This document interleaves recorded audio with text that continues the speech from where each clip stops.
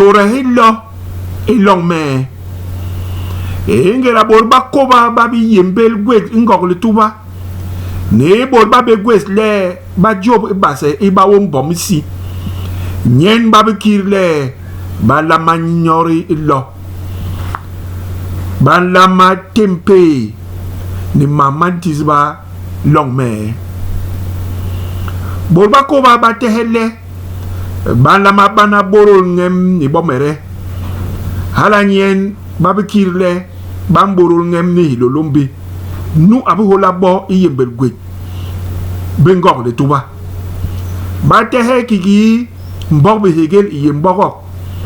ndi borba ko baba tek mbok hala we ba bok mamap ba ko le mamap le maki hani mbok be hegel enyo le mbok be hegel yon yemang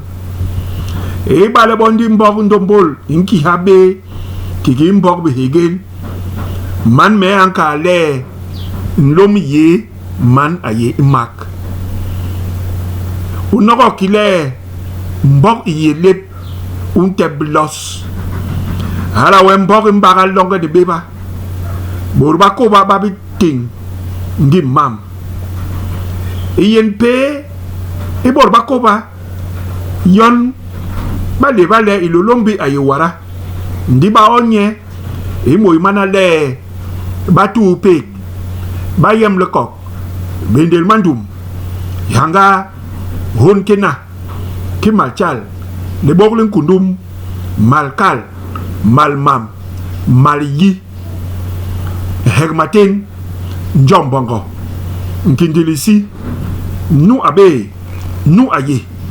nu anlo ni nu aba nwermbok nwergi nisi nwergu yosona omsing hengela tabe por le mal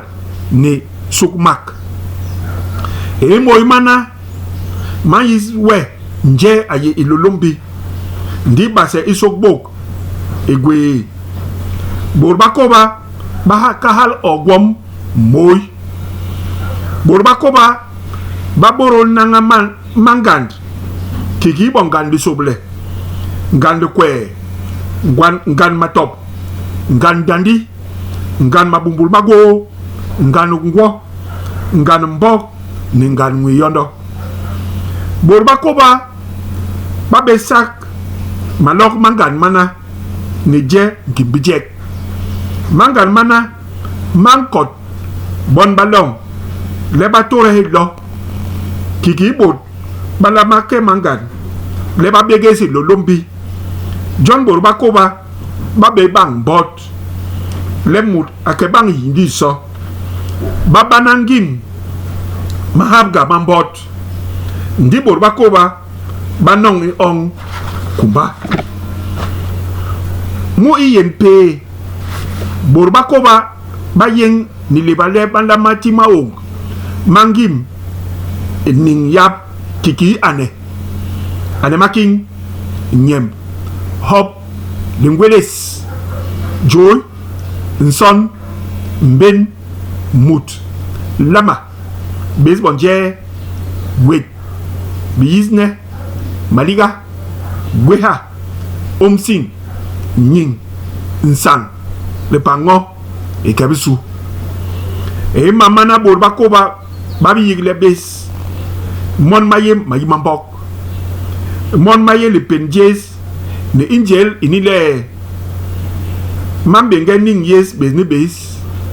ning yes ni malong mape man me ayite ramay mambok ye alama be ba wang mut leles mut nkol may mambok mabot makoba mani ga besle longi tirge jola gwet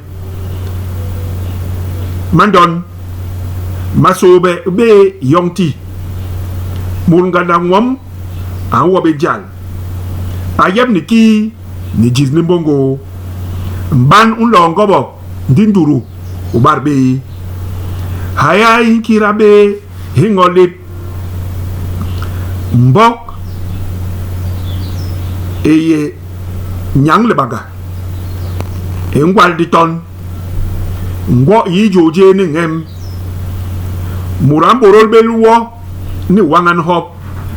bo amanyunge ubinge mbus ni iyong sat unyi yon utogbege harawe long me in la mabbe hoya e homa e binyorne yagman me ayemut anwo munkang isi harawe ala ni betere pitere lendi hobbe nyen bayin nye di magweleg me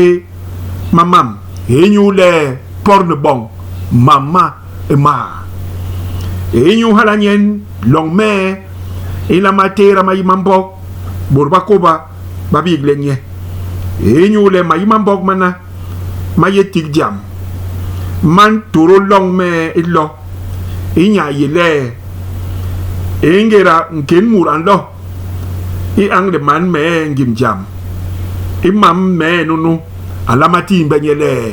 ta akalmele masora ni nu ankim hi kokok